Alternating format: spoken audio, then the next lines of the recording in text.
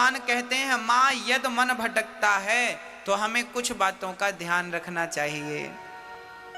किन बातों का? बोले हमें मन क्यों भटकता है इस पे विचार करना चाहिए। अब मैं आपको बताता हूं मन क्यों भटकता है। आप बहुत ज्यादा देखते हैं तो मन वहां जाता है जहां जो आप देखते हैं, और जो आप देखते हैं वो प्राप्त करने की इच्छाएं होने लगती हैं, तो फिर मन भटकने लगता है। दूसरी बात, आप बहुत ज्यादा सुनते हैं इसके बारे में उसके बारे में, ये बात वो बात, तो फिर वो बात आप अकेले हैं तो गूंजती रहती। आज फलाने ने ये कहा, आज फलाने ने ये कहा, आज ऐसा कहा, ऐसा हो जाता तो ऐसा कर लेते, ऐसा कर लेते तो ऐसा हो जाता। ये मन भटकने लगा। आपका मन जरूरत से ज्यादा भटकने लगता है, अधिक भटकता है आपका मन। अब मन को शांत कैसे करें? बोले मन को शांत करने के हम उपाय बता रहे हैं। मन को शांत करने के कुछ उपाय हैं। पहला उपाय, अधिक से अधिक भगवान की कथाएं सुनिए। मैया जी आप बताइए, अभी आपको यहां बैठे लगभग 1.5 घंटा हो गया। वैसे तो 1.5 घंटे हो गए, फिर भी हम 1 घंटा मान लें। आपको यहां बैठे लगभग 1 घंटे हो गए। अब आप बताओ, इस 1 घंटा में क्या आप में से किसी का भी मन भटका? आप अपनी बात करिए और प्रत्यक्ष बात करिए, सबूत के साथ बात करिए, प्रमाण के साथ बात करिए। आप यहां 1 घंटे से बैठे हैं, इस 1 घंटे में आप में से किसी का मन भटका? हाँ या ना? नहीं भटका? तो देखिए, ये बात, इस बात का सबूत है कि भगवान की कथा यदि हम नित्य सुनना शुरू करें तो मन का भटकाव धीरे धीरे समाप्त हो जाएगा। मन का भटकना मिटेगा तो भगवान की कथा से मिटेगा। ये पहली बात। अब प्रश्न दूसरा, अब कथाएं रोज रोज तो होंगी नहीं, तो फिर क्या करेंगे? बोले जब कथाएं हों तो कथाएं सुने, और जब कथाएं ना हों तो कीर्तन करें।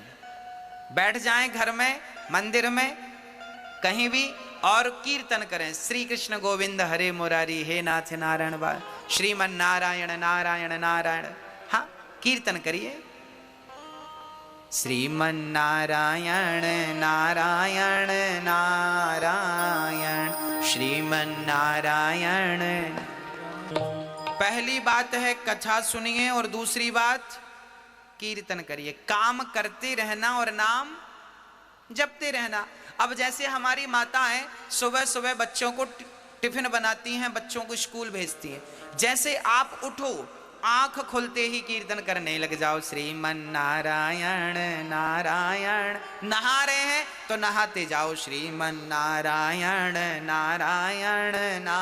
इसके बाद कपड़े पहन रहे हैं, कपड़े पहनिए, कीर्तन। अब बच्चों को, आपने माताएं बच्चों को उठाती हैं, बेटा उठो स्कूल चलना, उठो उठो। बच्चे उठ गए, माँ बच्चे के लिए टिफिन बना रही है, आज पूड़ी और सब्जी बना रही है, तो बढ़िया से आटा गूंथती जाओ और श्रीमन नारायण नारायण नारा, पूड़ी बेलती जाओ, श्रीमन नारायण नारायण। अब पूड़ी सेकती जाओ, आलू काटती जाओ, आलू का बढ़िया सब्जी बनाती जाओ, जो बना रही हो, लौकी आलू की, जो भी, गोभी आलू की सब्जी बनाती जाओ, श्रीमन नारायण। ये सब्जी बन रही, सब्जी भी बन जाएगी और कीर्तन भी हो जाएगा, रोटी पूड़ी भी बन जाएगी। और तब तक पति ने आवाज लगाई, जरा चाय लाओ। अब चाय बना रही है पत्नी, बढ़िया चाय चढ़ा दी आपने, पानी डाल दिया, दूध डाल दिया, श्रीमन नारायण नारायण। चाय पक रही है, आप मन में कीर्तन चल रहा। हाँ, कीर्तन। तब तक बहू, तब तक ससुर जी ने आवाज लगाई, बहू चश्मा नहीं मिल रहा बेटा। अब बहू दौड़ी दौड़ी गई, वो चश्मा ढूंढ रही है, तो चश्मा ढूंढो, श्रीमन नारायण नारायण नारायण। भाई आपका शरीर व्यस्त होता है, मुंह कहीं व्यस्त नहीं होता। हाँ या ना? बच्चों को टिफिन बनाने में शरीर व्यस्त होता है क्या? मुंह व्यस्त होता है? चाय बनाने में मुंह व्यस्त होता है क्या? तो मुंह का सदुपयोग करिए, कीर्तन करिए, काम करते रहिए। और यही है कलयुग में भक्ति, इसी को भक्ति कहते हैं। इससे बड़ी कोई भक्ति नहीं है। और ये पुरुषगण आप भी दुकान पर बैठो, कोई ग्राहक आए तो आइए राम जी, आइए श्याम जी, अपनी शब्द शैली बदल लीजिए। हर ग्राहक को, ग्राहक तो वैसे भी भगवान होता है, तो ग्राहक को आइए राम जी, आइए श्याम जी, आइए कन्हैया जी, क्या चाहिए, आइए राधा रानी, आइए, सारा काम करो। पर हर पल कोई नहीं है तो कीर्तन श्रीमन नारायण नारायण ना। किसान लोग खेती कर रहे हैं, कुदाड़ी फावड़ा चला रहे हैं, ट्रैक्टर चला रहे हैं, बुवाई कटाई जुताई जो कर रहे हो सब करो, पर काम करते समय, ट्रैक्टर चलाते समय आपका मुंह व्यस्त होता है क्या? कटाई और जुताई करते समय मुंह व्यस्त होता है क्या? अरे भाई मुंह से नारायण नारायण कहते जाओ। भगवान ये नहीं कहते कि तुम बैठ के आधा घंटा मेरा जाप करो ना, भगवान ये नहीं कहते तुम माला लेके जाप करो, भगवान ये कहते हैं कि तुम काम बराबर करो। कर्मण्येवाधिकारस्ते, तू कर्म कर, पर काम को करते समय मुझे भूल मत जाना। प्रार्थना करते रहो कि हे नाथ मैं आपको कभी भूलूं नहीं। एक बार बोले सभी लोग, हे नाथ हम आपको कभी भूले नहीं, हे कृष्ण मैं आपको कभी भूलूं नहीं, हे नाथ मैं आपको कभी भूलूं नहीं। हर हाल में भगवान का चिंतन करते रहिए, उन्हें भूलिए मत। बस आदत बुरी सुधार लो, हो गया भजन। यही तो भजन है, अलग से कुछ करना नहीं है आपको। तो मन को वश में करने के हमने कितने उपाय बताए, बताइए आप। मैया जी, ओ मैया, ओ मेरी माँ, कितने उपाय बताए हमने, बताओ। मन को वश में करने के कितने उपाय बताए, कौन कौन से? मैया आप बताओ कौन कौन से उपाय बताए। मैया आप बताओ, आप आगे बैठियो, सबसे आगे आप बताइए कौन कौन से उपाय बताए। हाँ आप ही बताइए। पहला उपाय क्या था? नहीं सुना आपने? नहीं सुना? नहीं सुना आपने? कौन सा बताइए। मैया आप बताइए, आप चश्मा लगाए बैठी हैं, दूसरा उपाय बताइए, बताइए क्या बताया हमने, दूसरा क्या उपाय बताया मन को वश में करने का? हाँ लो, तुरंत का तुरंत याद नहीं है, घर जाके पता नहीं क्या याद रहेगा। इसलिए कहते हैं बात को जरा ध्यान से सुनिए, मन को पूर्ण रूप से लगाइए, है ना। मन को वश में करना हो तो पहला काम है भगवान की कथाएं ज्यादा सुनो, दूसरा काम है कीर्तन ज्यादा करो, काम करते रहो और नाम जपते रहो। ये दो चीज यदि आपके अंदर आ गई तो मन धीरे धीरे, कितना भी बिगड़ा हुआ मन क्यों ना हो, वो धीरे धीरे केंद्रित हो जाएगा। और याद रखना मेरी माँ, जिस दिन मन बिल्कुल शांत हो गया उस दिन, उसके दूसरे दिन नहीं, उसी दिन परमात्मा की प्राप्ति आपको हो जाएगी। मैं आपको एक छोटा सा एग्जाम्पल देख के समझाता हूं। यदि सुई हिल रही है तो क्या हिलती हुई सुई में कोई धागा डाल सकता है? कहो हाँ या ना। नहीं, धागा डालने के लिए सुई को क्या करना पड़ेगा? स्थिर करना पड़ेगा। सुई स्थिर है तो उसमें धागा आसानी से चला जाएगा। उसी प्रकार मन जिस दिन स्थिर हो जाएगा उस दिन परमात्मा आसानी से आपके मन मंदिर में प्रवेश कर जाएगा। मन तो स्थिर हो, मन ही स्थिर नहीं है। मन की गति है अटपटी, झटपट लखे न कोय, और मन की जब खटपट मिटे तो झटपट दर्शन होए। मन के हारे हार है, मन के जीते जीत, और मन ही मिलावत राम से, मन ही करत फजीत। सारी गति मन की ही है। मन, गीता में लिखा है मन एव मनुष्याणाम बंधनम मोक्ष कारणम। ये मन ही बंधन का कारण है और मन ही मोक्ष का कारण है। मैया जी, बंधन का कारण क्या है? मन। और मोक्ष का कारण क्या है? मन। ये मन ही बांधता है और ये मन ही मुक्त करता है। अब आप कहेंगे महाराज जी मन बांधता भी और मुक्त करता, ये कैसे? देखिए, चाबी ताले की एक ही होती है। उस चाबी को आपने इधर कर दिया तो ताला बंद, और चाबी को इधर कर दिया तो ताला खुल गया। बस मन को इधर लगाया, मन को इधर लगाया, पत्नी में, पति में, बच्चों में, परिवार में, मन को इधर लगाया तो बंधन है, और मन को उधर लगा दिया परमात्मा में तो मोक्ष है। यही तो बंधन है, यही तो मुक्ति है। ये मन ही चाबी है। आप इसे कितनी गंभीरता से सुन रहे हैं और समझ रहे हैं मुझे नहीं पता, पर मैं आज जीवन की कुंजी अर्थात चाबी आपको दे के जा रहा हूं कि मन ही बंधन है और मन ही मोक्ष है। मन ही आपको भवसागर से मुक्त करेगा और मन ही फंसाए रखा है अभी आपको। हाँ, आपको छत में जाना हो तो कैसे जाते हैं आप लोग? सीढ़ी से। और छत से नीचे आते हैं तो कैसे आते हैं? सीढ़ी ही ऊपर ले जाती है और सीढ़ी ही नीचे लाती है। ये मन सीढ़ी है, ये मन भगवान में लगाओगे तो ये मन ऊपर ले जाएगा, और मन संसार के विषयों में लगाओगे ना तो मन नीचे गड्ढे में लाके डाल देगा। मन ही सीढ़ी है। अब आप समझिएगा, ये जो मन है इसे शांत कैसे किया जाए? कथा और कीर्तन से शांत किया जा सकता है। अब मैं मन की कितनी विकृतियां हैं मैं उन पर प्रकाश डालता हूं। अच्छा मैया जी ये बताओ, आपके दुख का कारण क्या है? बताइए। आप कहती हो ना महाराज जी हम बड़े दुखी हैं, हम बड़े परेशान हैं, हमारे साथ ये हो रहा है, हमारे साथ। आपके दुख का कारण क्या है? जोर से बोलो। आपके दुख का कारण है मन। क्या कारण है?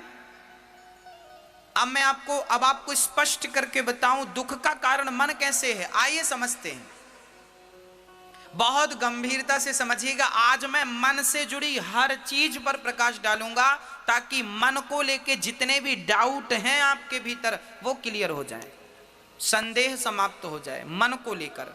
और मन बहुत बड़ी चीज है, समझिएगा।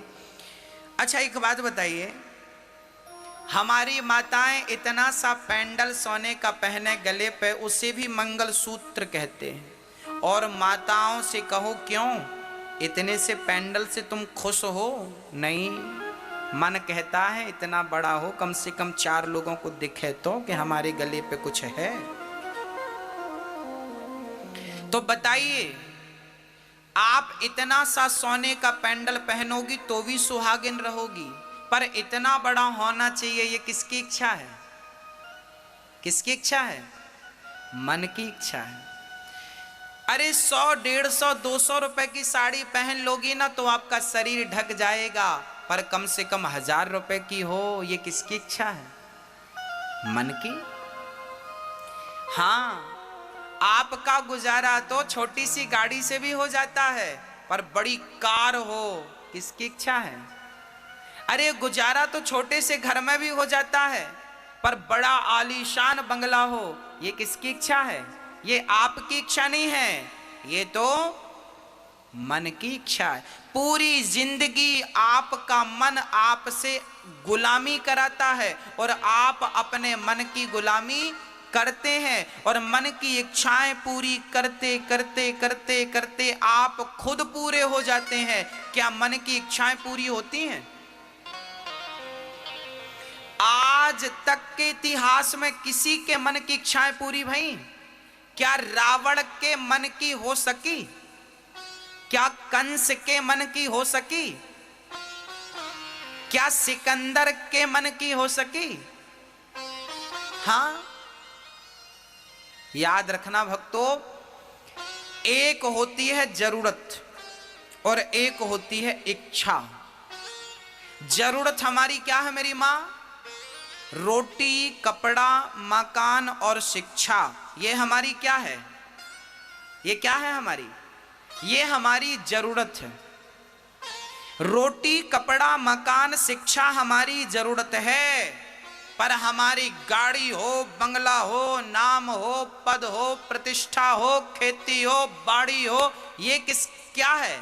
ये जरूरत नहीं है, ये तो इच्छा है और जरूरत तो भिखारियों की पूरी हो जाती है, और इच्छाएं तो बड़े बड़े राजा महाराजाओं की पूरी नहीं होती। इसलिए जिंदगी जरूरत के हिसाब से होनी चाहिए, इच्छाओं के हिसाब से।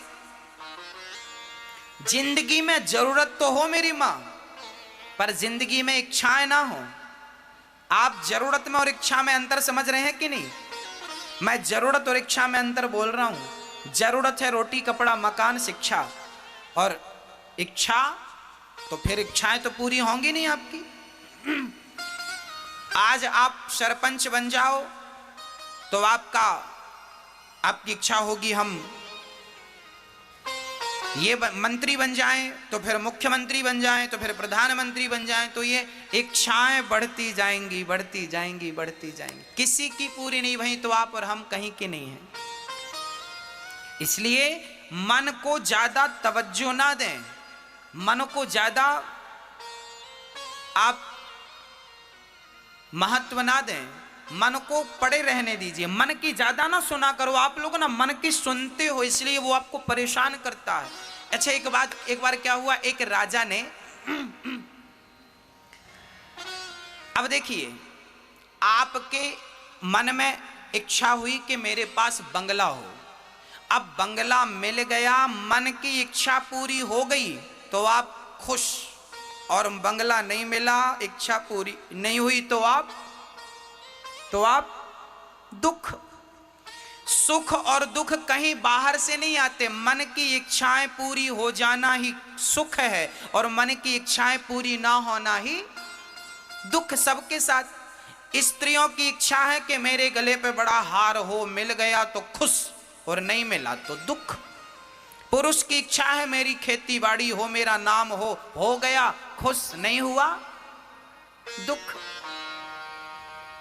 एक छोटी सी बच्ची रो रही थी, पापा मोबाइल दिला दो। पापा ने मोबाइल दिला दिया तो खुश, और नहीं दिलाया तो दुख। तो सुख और दुख आपकी इच्छाओं पर निर्भर हुआ कि नहीं? इच्छाओं से उत्पन्न हुआ ना। सुख और दुख कहीं भी बाहर से नहीं आता, आपकी इच्छा ही सुख को जन्म देती है, और आपकी इच्छा ही आपके दुख को जन्म देती है। इसलिए सुख दुख यदि जन्म लेते हैं तो मन से, इसलिए मन में ज्यादा इच्छाएं ना रखिए। जिनकी इच्छाएं कम है वो लोग बहुत सुखी हैं, और जिनकी इच्छाएं ज्यादा हैं वो आज बहुत दुखी हैं। आपके दुख का कारण क्या है? जोर से बोलो। आपके दुख का कारण क्या है? आपका मन और आपके मन की इच्छाएं। आपकी जरूरत से ज्यादा इच्छाएं आपको क्या देती हैं? क्या देती हैं? दुख देती हैं। एक राजा थे, उन्होंने एक बकरे को खड़ा किया और नगर में डिंडोरा पीटा कि जो बंदा इस बकरे का पेट भरेगा उसे हम इनाम देंगे। इनाम क्या देंगे? बोले अपना आधा राज्य उसे इनाम में दे देंगे। शर्त क्या है? बकरे का पेट भरना है। अब बताइए, क्या बकरे का पेट भरना कोई कठिन बात थी? लोग ले गए, महाराज जी हम लाते हैं। दिन भर जंगल में हरी हरी घास खिलाई, शाम को पेट भर गया, बकरा बिल्कुल खिल गया, लाकर खड़ा किया। राजा साहब बकरे का पेट भर गया, आधा राज्य दो। राजा ने कहा मैं पहले चेक तो करूं कि पेट भरा कि नहीं। तो हरी हरी घास राजा ने उठाकर उसके सामने डाला कि पेट भरा होगा तो नहीं खाएगा, और नहीं भरा होगा तो। अब बकरे को जैसे ही राजा ने घास डाला तो बकरा खाना शुरू किया। अब खाया तो राजा ने कहा पेट भरा होता तो खाता नहीं, खा रहा है इसका अर्थ तभी इसका पेट नहीं भरा, चलो इसे दंड दिया जाए। ऐसे करते करते महीनों बीत गए। बड़े बड़े समझदार लोगों ने ट्राई किया पर कोई भी बकरे का पेट ना भर सका। आप बताइए बकरे का पेट भरता है? कितना भी खिलाओ पर थोड़ी सी घास देखेगा तो फिर वो खाएगा। सही है क्या? हाँ या ना? सही है। एक महात्मा जी को पता चला कि बकरे का पेट भरना है। महात्मा जी बोले ठीक है राजा हमें मौका दो। राजा ने मौका दिया। महात्मा जी जंगल ले गए और बढ़िया बांस का डंडा तोड़ लिया बाबा जी ने, और जैसे ही बकरा घास खाए तो बाबा जी उसके मुंह पे एक जमाए। बकरा दूर खड़ा, बकरा बाबा की तरफ देखे, फिर घास खाने जाए बाबा, फिर उसके मुंह पे एक लाठी जमाए। अब बकरे को समझ आने लगा कि मैं घास खाता हूं तो लाठी पड़ती है, तो लाठी ना पड़े यदि घास ना खाऊं। बकरा चुपचाप खड़ा रहा। बकरे को उतना ही खाने को दिया महात्मा जी ने जितनी उसकी जरूरत थी, जितने में वो जिंदा रह सके, बस। अब अधिक घास खाए तो लाठी पड़े। अब बकरा चुपचाप खड़ा, आंख बंद करके, ऐसा लगा मानो इसे संन्यास हो गया। शाम को महात्मा जी ने बकरे को खड़ा कर दिया राज दरबार में। महाराज पेट भरा है इसका। राजा ने देखा बकरे का पेट बिल्कुल खाली दिख रहा था। राजा बोले पेट खाली है। महात्मा जी बोले पेट पे ना जाइए, आप ट्राई कीजिए। राजा ने घास डाला जैसे ही, तो महात्मा जी, बकरे ने सबसे पहले बाबा को देखा। बाबा ने कहा बेटा खाना मत। महात्मा जी की बात मान ली, बकरे ने आंख बंद कर ली। राजा घास डालते गए, डालते गए, डालते गए, डालते गए, पर एक रत्ती घास बकरे ने नहीं खाई। राजा चरणों में गिर पड़े, महात्मा जी ये कैसा पेट भर दिया आपने। महात्मा जी बोले बेटा जैसे बकरे का पेट कभी नहीं भर सकते आप, ऐसे इस मन का पेट कभी नहीं भर सकते आप। ये मन ही बकरा है।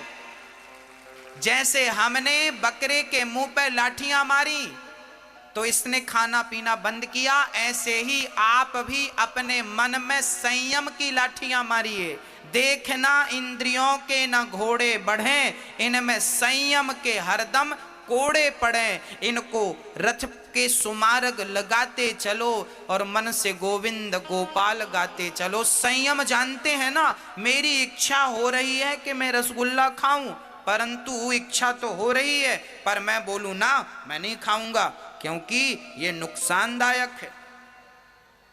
हाँ, आप की इच्छा होने के बाद भी आप ना करें वो काम, इसे कहते हैं संयम। धीरे धीरे जब आप कंट्रोल करेंगे तो फिर वो इच्छाएं समाप्त हो जाएंगी। फिर वो मन, बकरा पहले परेशान कर रहा था, कुछ भी खाता और फिर राजा डालता तो खाता, और अब बाबा जी ने जो लाठियां जमाई तो अब नहीं खाता। अर्थात मन को भी थोड़ा सा डांटिए, मन को भी थोड़ा सा मारिए। गोस्वामी जी डांट रहे हैं, रे मन तू सत्संग कर, छोड़ जगत की रीत, और अंत समय पछताएगा जब आयु जाएगी बीत। रे मन सब सो निरस है, सरस राम सो होए, उचित सिखावन देते हैं निस दिन तुलसी तोय। रे मन मन को बहुत डांटा गया है, और 4 वेद और 18 पुराण आपसे केवल एक ही बात कहते हैं कि आपने अपने मन को साध लिया तो आपका वेद पुराण सुनना समझना सफल हो गया। और मन कंट्रोल ना कर सके तो सब कुछ करने के बाद भी आपने मन को कंट्रोल नहीं किया तो सब बेकार। इसलिए गोस्वामी जी कहते हैं कि निर्मल मन जन सो मोहि पावा, और मोहि कपट छल छिद्र ना भावा। भगवान को कौन सा मन पसंद है मेरी मां? बोले निर्मल मन जन, जिसका मन स्वच्छ हो गया है, निर्मल हो गया है, निष्कलंक निष्कपट हो गया है, उसके मन को परमात्मा स्वीकार कर लेते हैं। और जिसके मन में राग है, द्वेष है, छल है, कपट है, कुछ भी भरा है गंदा, भगवान कहते हैं अभी ये योग्य नहीं हुआ। तो मन को आप ठीक करें। कैसे ठीक करें? बोले कथाएं सुने, अधिक से अधिक कीर्तन करें और इच्छाएं कम करें। ये उपाय मन को ठीक करने के हैं। मन की जो बीमारी है उस बीमारी से आप इस प्रकार से बच सकते हैं। किस किस को ये बातें समझ में आ गई? हाथ उठाओ। समझ में आ गई तो हाथ उठाना, नहीं तो फिर पूछना, फिर से रिवीजन कर देंगे। मैया हाथ उठा रही हो, समझ में आ गया? बताओ आपके दुख का कारण क्या है? हाँ मैया जी आप बताओ आपके दुख का कारण क्या है?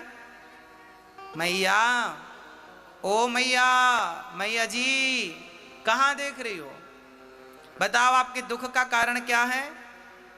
मन भर बोलेंगे तो बात अधूरी रहेगी। आपके दुख का कारण है आपकी अधिक इच्छाएं। मन की अधिक इच्छाएं आपके दुख का कारण है। यदि आप बोलेंगे दुख का कारण मन है, तो फिर आप सामने वालों को समझा नहीं पाएंगे ना। इसलिए पूरी बात बोलिए कि दुख का कारण है मन की अधिक इच्छाएं, ये दुख का कारण है। और सुख का कारण है मन का संतोषी हो जाना। गौधन गजधन